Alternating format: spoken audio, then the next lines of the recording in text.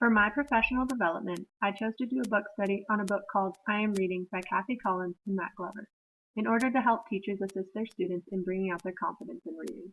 My participants were 3 teachers at my daycare from the preschool room, baby room, and one's room. They were very involved learners. To start, our first course was all about leading up to the book. I chose a great short document to read about the different stages of reading development. The teachers were all shocked to find out the different activities kids do that are considered reading, such as chewing on a book or pointing to the pictures in a story.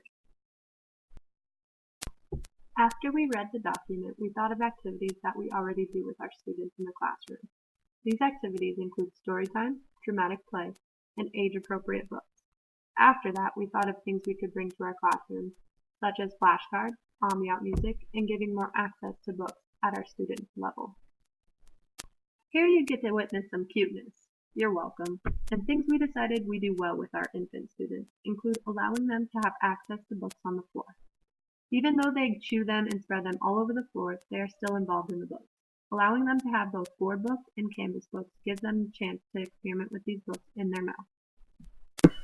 Some goals we made in our first session were to get more of a variety of books in the classrooms through multimodality. The ones we came up with were books on the iPad, and the babies enjoyed this a lot, but of course wanted to eat the iPad. The other was the big book, and this got the interest of our 1-year-olds almost instantly, and they enjoyed reading with their teacher. Some activities we felt we could improve upon were singing to them on a daily basis and having more literacy in the classroom. The students are engaged in the calendar that we teach every day and are loving the songs, but we want more consistency. This class is a twos class, and they are hard to keep still for long periods of time. But having a short amount of time for them to learn the calendar and sing songs continuously teaches them routine. An activity we wanted to include to gain their confidence in reading was to read by themselves, together, and with a teacher. I found from them reading together they love to model the teacher. They are understanding how to use certain strategies, such as using the pictures to understand the text. These kids are not reading, but rather engaging with the book together and enjoying a good book. We made it a goal of ours to have a variety of books, down at their level and inviting. We wanted a spot for the children to sit down comfortably with a good book and not be afraid to read it. This led to them wanting to bring books to the teachers and invite them to read with them in the reading nooks. Finally, we wanted to make our bookshelves more organized because, as you can see, they could look nicer. Reading or Not, Here We Come provided us with information about a child that is quote-unquote reading. They compared the singing up of familiar songs, such as Let It Go, to the reading of Knuckle Bunny, because both were quite similar. We talked about this in our discussion, and decided both were performed through memory. This made us realize the different ways we look at kids through the reading lens, the cute lens, and the no big deal lens. This book was a great book to learn from because not only did we have the text and pictures, but also videos to help us better understand the text. There was a video for every situation that was described with a detailed description of what is noticed in the text. We decided to make up our own noticings for a few videos. We came up with some knowledgeable information on each child. As an easy way to prepare for each course, I sent the participants screenshots of the text we were going to discuss in the upcoming course. This saved time for instruction and allowed us to talk more about what we thought about the text. There was only one session where the students were unprepared for the course, so I prepared myself by having an activity to find a quote or story they connected with from the text.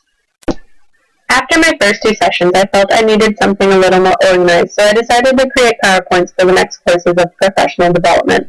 The PowerPoints allowed me to keep the focus of the text and pick and choose which videos to include in the plan. They also summarized the text and allowed me to match activities with certain parts from the text. It made the courses go much smoother. We felt that we could use from the text was teaching through scaffolding. When they read unfamiliar books and familiar books, they need the added support to take their thinking further, which is why having teachers model and point to certain items of the book helps the children to better understand the text. We want our children to elaborate more through picture clues. We tried this with our preschoolers and 1-year-olds, and they caught on quick. Our third session, we read Chapter 2. I know this one, Reading Familiar Books. The chapter had some quality information about the benefits of rereading familiar books. We were able to see the benefits by watching Alex read Chicka Chicka Boom Boom. We noticed that he was able to read well through rhythm, using the pictures, and reading from memory. These noticings told us a lot about Alex and his level of understanding. The book There's a Monster at the end of this book is a popular one in my baby room. They love the book, and all come crawling on my lap to see what I have. This book has become a familiar book for my infants. They love seeing Grover read the book to them and freaking out on the iPad. This adorable little girl was so engaged with the book and focused that I had to catch a picture of her chilling to one of her favorite books. A A book we read to our 1-year-olds is the book If You Give a Mouse a Cookie. Our 1-year-olds get so excited with this big book. They notice something different every time. The quote that one of my participants chose as a connection was the quote, "Familiarity breeds comfort, enthusiasm, and confidence." This was our ultimate goal in the professional development and brought everything to light for all of us. Familiar books are not the only books we should have on our bookshelves, but also unfamiliar books. We want our students to feel comfortable enough with books that they will grab a book that interests them even though they have never read it before. When children actively choose to read unknown texts and feel empowered to do so, their image of themselves as readers and their vision of reading are expanded. One way we can get children to grab a book and feel comfortable with reading is through environmental print. So as a warm-up, I gave my participants an activity with this print, and it was an activity they could take into their classroom. This activity helps all, as it has both pictures and text, and requires participants to communicate in order to find a match. At the beginning and end of my professional development, I gave surveys. The pre-survey assessed how they use literacy in their classroom. The answers were shocking because they were all over the place. They did a lot with their students but wanted new ideas.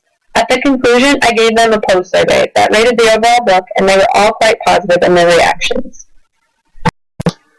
All of my participants said they would recommend this book to their family and friends. They all agreed it helped to increase awareness and understanding.